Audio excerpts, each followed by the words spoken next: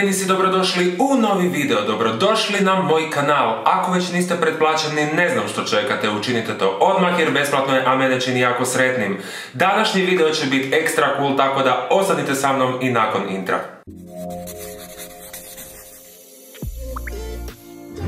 Ok, ako niste znali ili već znate, ne znam koliko pratite situaciju, počinje nova sezona Videostara, točnije počela je. Videostar, tu smo zbog nove sezone Videostara. Očito je vam toliko slava udarila u glavu da nate pojma di ste došli. Prošli tjedan u četvrtak bila je prva epizoda i sad u četvrtak ide druga i svakim četvrtkom u 12 sati možete pratiti Videostar. Ajme.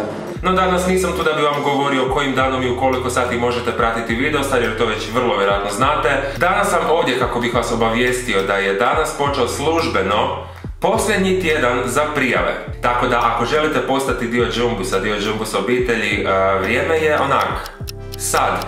Svakako preporučam da budete kreativni i da, sudeći po prijavama koje sam do sad pogledao, manje više svi ste išli na sigurno, što znači da ste išli na foru a la Lazy, nekakve montaže. Gledajte, ako je on pobjedio prve sezone sa svojim ludim montažama i ako je Bruno Lukić pobjedio druge sezone, ne znači da ćete i vi treće sezone.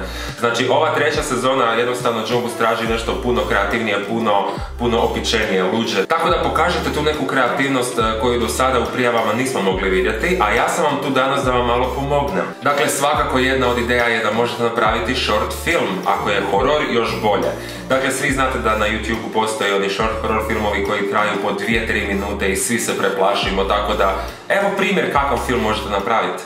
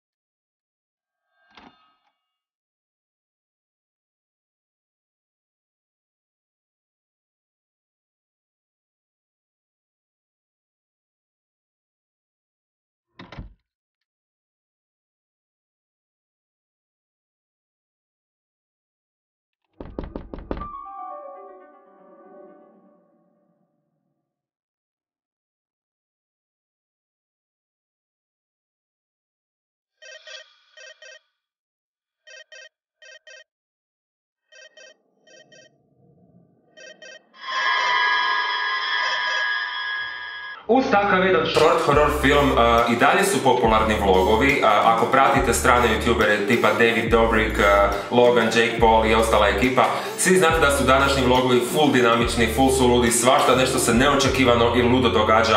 Tako da ne znam, probajte takav vlog napraviti. Evo još jedan primjer. Yeah, ludilo party, jel tako?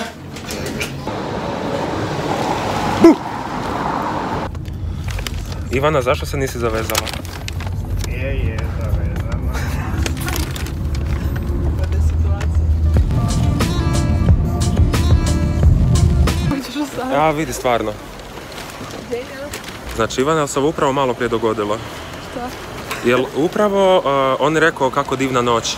Da. Znači, lik je počeo iz čista mira pričat kako divna noć i uhvatio je za sisu. Ozbiljno je. Ja da sad smo s Uberom bili i vozač je Ivanu za sisu ulovio, znači nije normalno.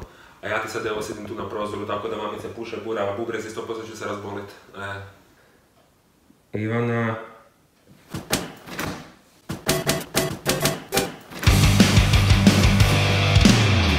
Ako vam se short horror film ili opičeni ludi vlog ne čine kao dobra ideja, ali jednostavno nisu vaš džir, uvijek možete pratiti svjetske trendove. Evo recimo u zadnje vrijeme Shane Dawson postavio je novi trend na YouTube-u, a to je snimanje onih dokumentarnih serija. I samo da znate, ovo ću reći sada i nikad više i možda je laž, ali nećemo o tome.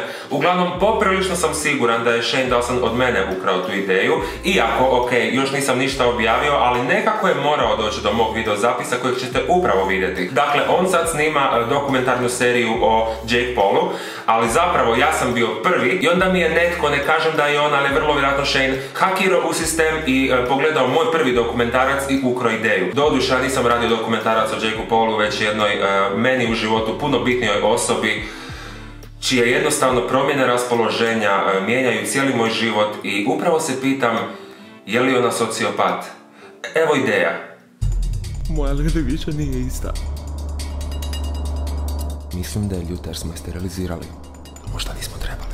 Denis, moramo se riješiti, Lili. Otkako je otkrila čari seksa, nije mogla prestati. Samo se izležava i jede.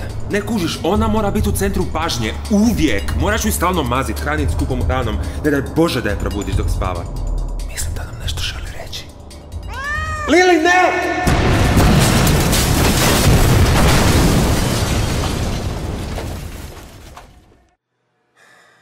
Mislim da me želi mrtvog.